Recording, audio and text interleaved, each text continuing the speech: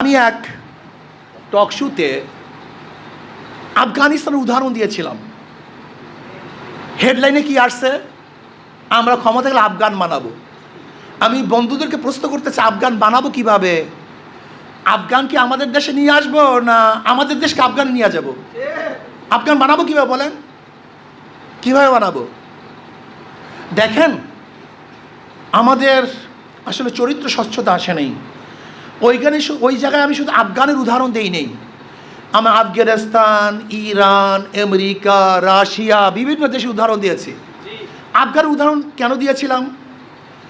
2021-এর 15ই August Taliban সরকার ক্ষমতায় বসে।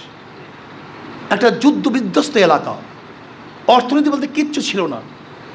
$10 billion America অবরোধ করেছে তাদের অর্থনীতি। ভণ্ডুল এক দেশ, যেখানে গোটা দুনিয়া মনে করছে যে তারা না খেয়ে মারা যাবে, দুর্ভিক্ষে গোটা আফগানিরা মারা যাবে। সেখানে আমরা কি দেখলাম? 2023-এর রিপোর্টে গোটা দুনিয়ার মধ্যে আফগানি মুদ্রা 9% প্রবৃদ্ধি হয়েছে। কেন হলো?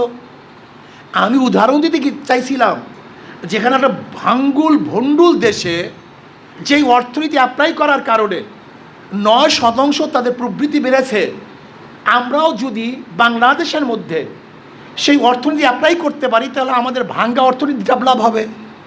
এইটা ছিল আমার মূল উদ্দেশ্য। কিন্তু হেডলাইন আসছে কি? আমি আফগান বানায় ফেলাবো। চিন্তা করতে পারছেন? আফগান আমি কেন বানাবো? বরং বাংলাদেশকে আমরা এক মডেল বানাবো, যেই মডেল দেখার জন্য গোটা বিশ্ব আসবে ইনশাআল্লাহ। আমরাই মডেল হব। এমন আদর্শবান নীতিবান দেশ আমরা গড়ব, যেই দেশ এমন মডেল হবে গোটা বিশ্ব আমাদের মডেল দেখে তাদের দেশ পুনর্বার সাজাবার চেষ্টা করবে। এই জন্য যারা মনে করেন আমি আফগান বানাবো, এই বক্তব্য থেকে আপনি প্রত্যাহার করুন। এই কথা আপনার ঠিক না।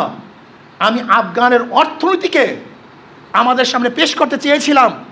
একটা ভণ্ডুল দেশ, ভাঙ্গা দেশ, যুদ্ধ বিধ্বস্ত দেশ, সে কীভাবে অর্থনীতি ডেভেলপ করেছে।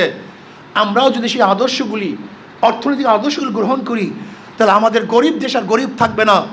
আমরা সমস্ত মানুষগুলি দরিদ্র সীমার উপরে চলে যাব। এটি আমার উদ্দেশ্য। কিন্তু ভুলভাল হেডলাইন দিয়ে মানুষকে বিভ্রান্ত করার চেষ্টা করবেন না।